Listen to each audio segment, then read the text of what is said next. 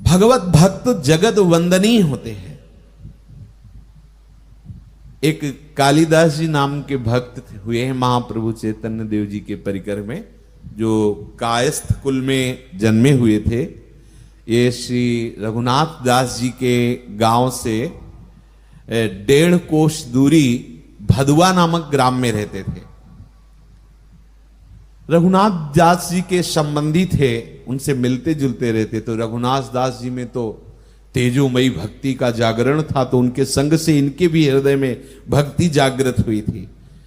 कभी कभी ये भगवान नाम गान करते करते विकल हो जाते, रोने लगते, लौटने लगते, ऐसी इनकी भक्ति थी।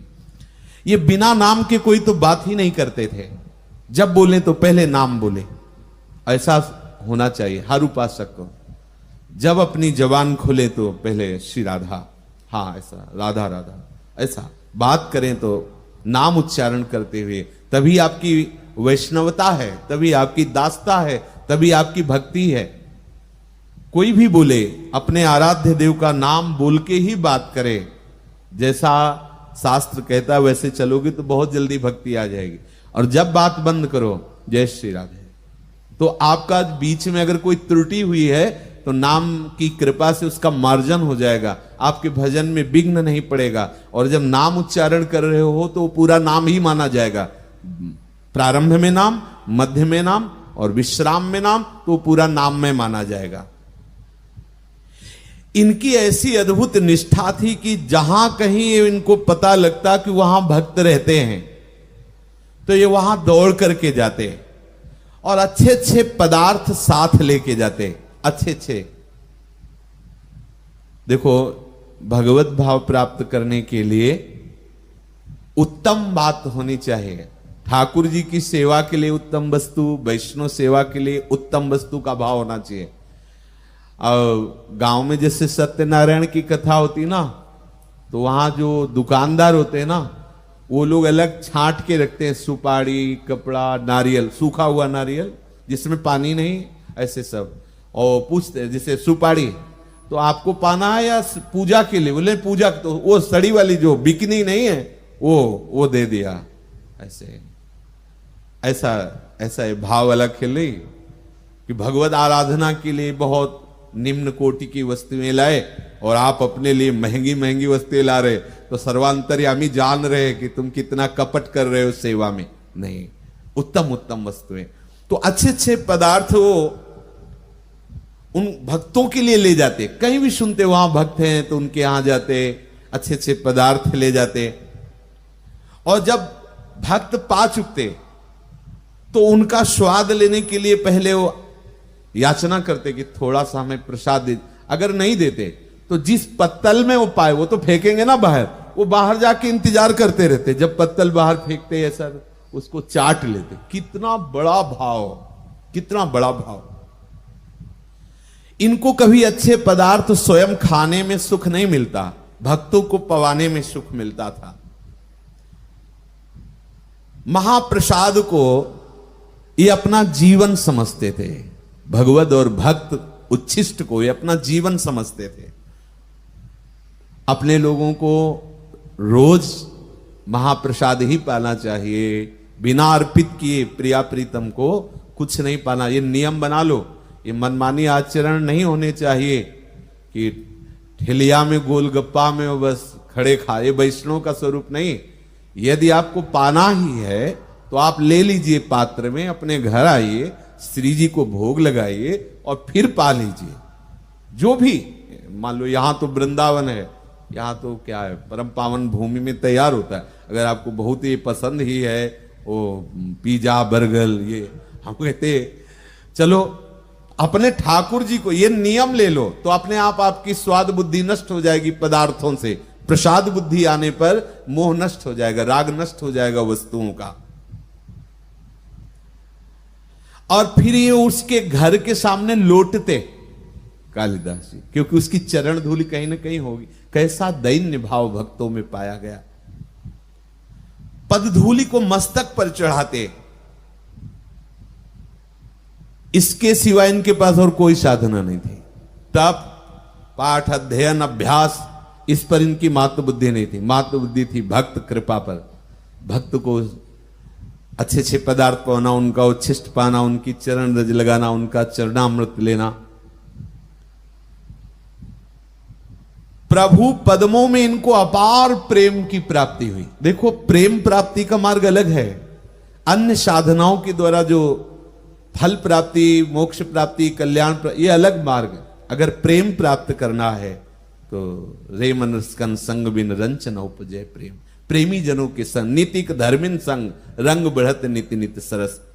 तिनकी, वो सेवक जी महाराज ने कहा है कि जो नाम सुनाते हैं, जो यश गान करते हैं, अगर वो रसिक जन कृपा करके जूठन दे तब मेरी बात बनेगी। ऐसे रसिक कृपा जो करे तो हमसे सेवक निस्तरे, जूठन ले पावे सदा।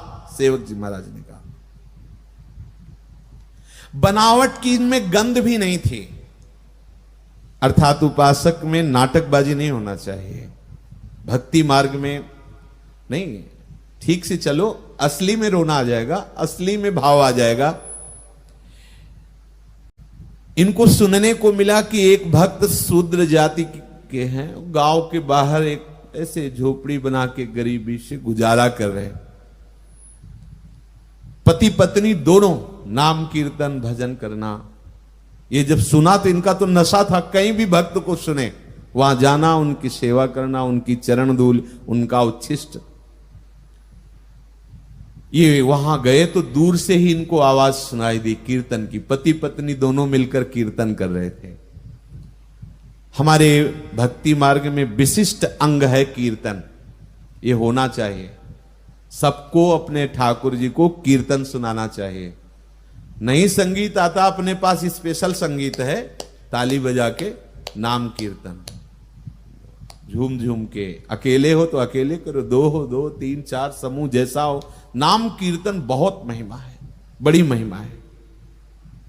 नाम संकीर्तनम यस्य सर्व पाप प्रणाशनम, समस्त पापों का नाश करने में। और यहां पाप की तो बात ही नहीं, हमें तो प्रेम चाहिए।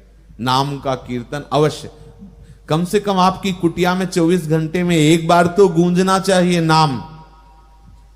आसपास लगना चाहिए कि यहां भक्त हृदय नाम कीर्तन हो रहा है।